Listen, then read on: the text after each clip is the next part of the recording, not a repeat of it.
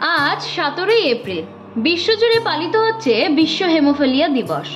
এই দিনটি বিশ্ব হেমোফিলিয়া ফেডারেশনের উদ্যোগে প্রতি বছর পালন করা হয় কানাডার চিকিৎসাবিদ ফ্র্যাঙ্ক কনাবেলের জন্মদিন উপলক্ষে।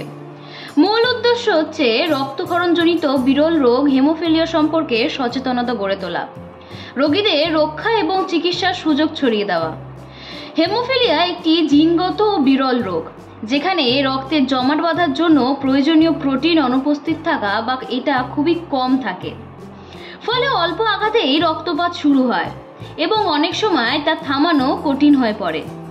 রোগটি প্রধানত ছেলেদের মধ্যে বেশি দেখা যায় এবং এটি পরিবারের থেকে উত্তরাধিকারী সূত্রে পাওয়া যায়।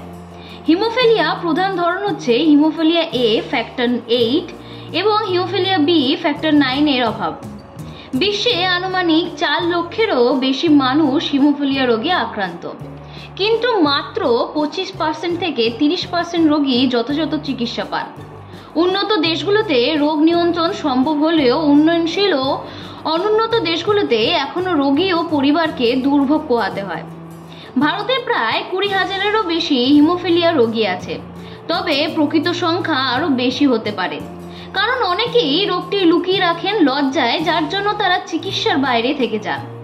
হিমোফিলিয়া এখনো মৃত্যুদণ্ড নয়, যদি সময় মতো ফ্যাক্টর রিপ্লেসমেন্ট থেরাপি, সঠিক চিকিৎসা ও স্বাস্থ্যসেবা পাওয়া যায়।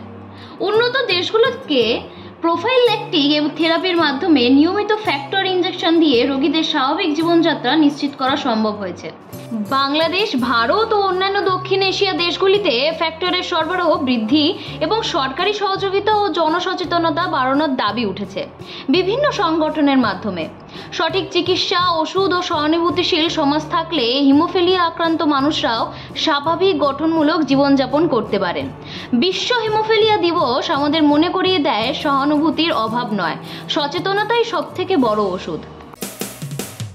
মানুষের পাশে, মানুষের সাথে আমরা আছি এই বাংলাতে। আপনারা দেখছেন সংবাদ শিরোনাম। দেখলেন তো অনেক কিছু, এবার দেখুন নতুন কিছু।